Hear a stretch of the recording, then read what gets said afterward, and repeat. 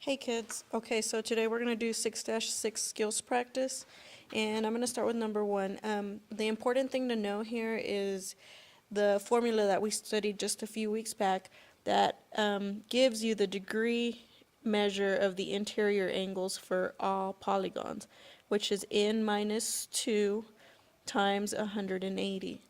Okay, n being the number of sides that the polygon contains.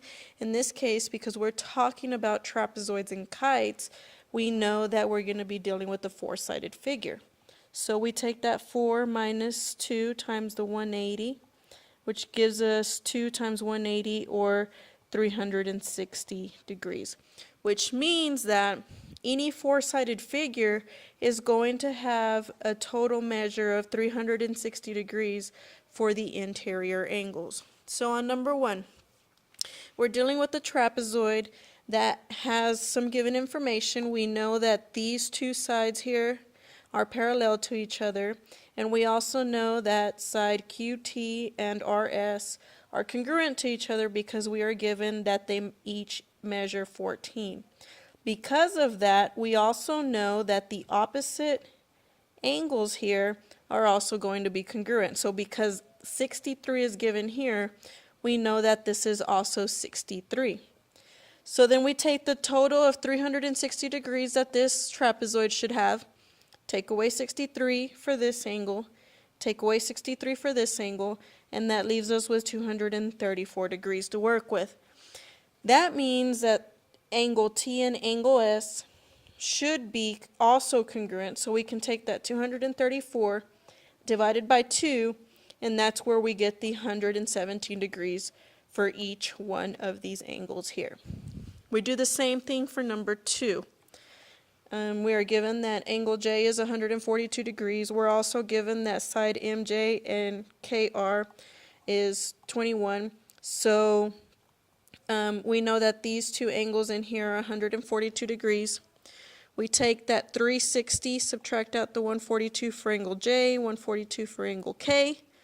That leaves us with 76 degrees to work with. So 76 divided by 2 gives us the angle measure of 38 for angle M. Number 3. Kites are the same way, except that they don't have the parallel sides, but they still have a total interior angle measure of 360 degrees. So we know that this angle in here is 36 and this one's 70. Because these two are congruent and these two are congruent, we know that angle B and angle D are also going to be congruent. So we take 360 degrees minus the 36 minus the 70. That leaves us 254 degrees to work with. We take that 254 and divide it by 2. That gives us 127 degrees for the measure of angle D and the measure of angle B. Number 4 is a little bit different because instead of working with degrees, you are now working with side lengths. And the information that is given to you is that HR is congruent to HE, RS is congruent to EH. You are also given that from H to this point here, it measures 20. From R to this point here measures 12, and E to this point here measures 12. So you know that this angle in here are all going to be 90 degrees. So we sit here and we work with solely the triangle that sits on this side of the kite in order to find HR. And we use something called the Pythagorean theorem. A squared plus B squared equals C squared, in which the smallest side, which is the 12, becomes A squared. The second to largest side, which is the 20, becomes B squared. And of course, we're looking for C squared, which is the side that is directly opposite of that 90-degree angle, which is HR. 12 squared equals 144, plus 20 squared equals 400, equals C squared. That's where we get the answer of the square root of 544.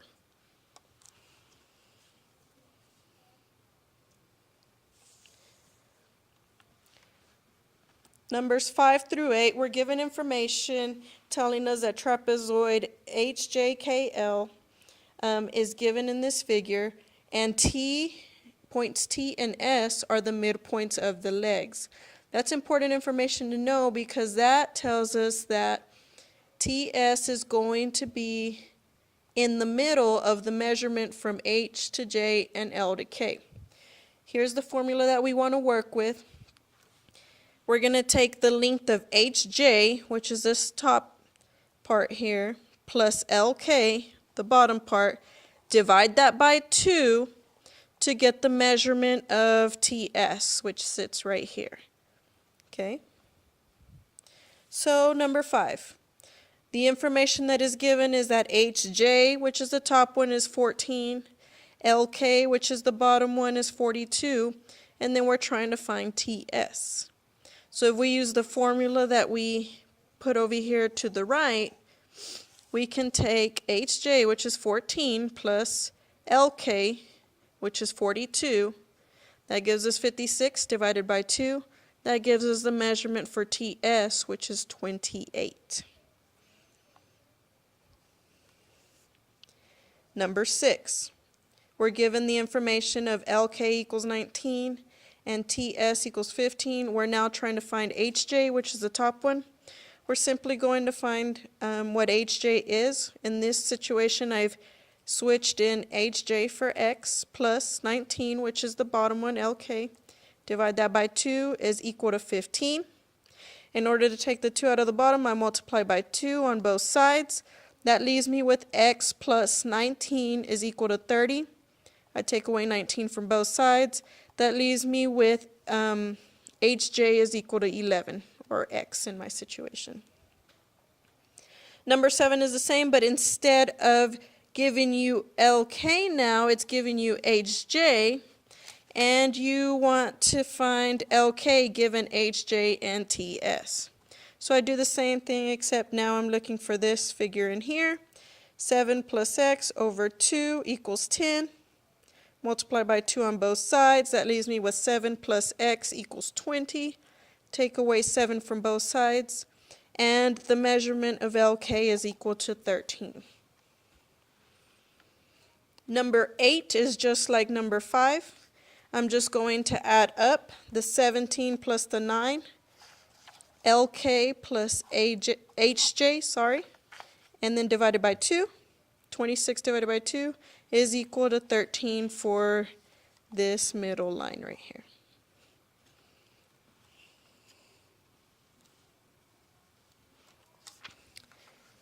Number 9, for number 9 and 10, we are given the coordinates for a quadrilateral labeled as EFGH, and with vertices at this point, at each one of these points here.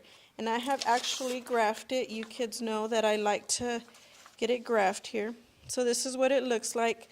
And it does indeed look like a trapezoid.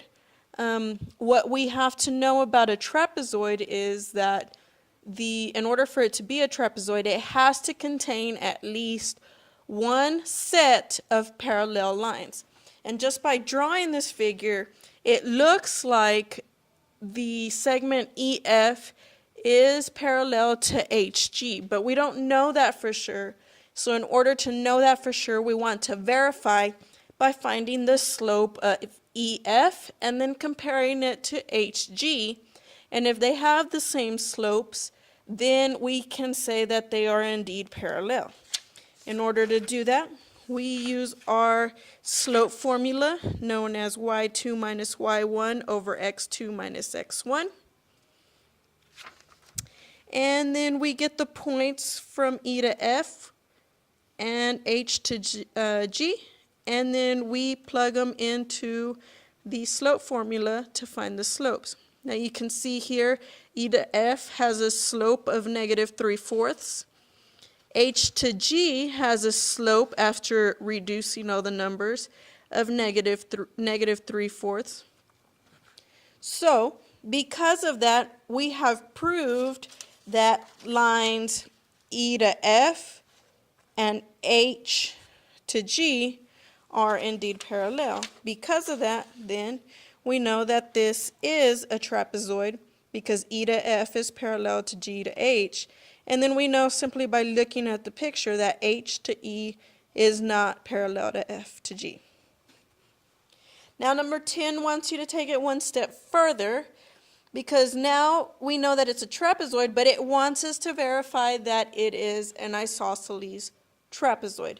And the definition for an isosceles trapezoid tells us that it has two requirements. The first is that it has that set of parallel lines, which we've already confirmed in step number 9. And then an isosceles triangle has the legs, which are the other two lines that are not parallel. So in this case, E to H and F to G. Those should be congruent or equal in distance if it is an isosceles triangle. If it is not, then these two lines will not be congruent to each other. So in order to verify that, we have to use the distance formula to find the measurement from E to H and F to G. Okay, so here's my distance formula, the square root of x2 minus x1 squared plus y2 minus y1 squared. And then I want to verify that between E to H and F to G. Here's my set of points. I plug into the formula. I get my -4 minus 1 squared plus 4 minus 3 squared. It ends up giving me the square root of 26. Do the same thing here. 8 minus 5 plus -5 minus 0. It ends up giving me the square root of 34.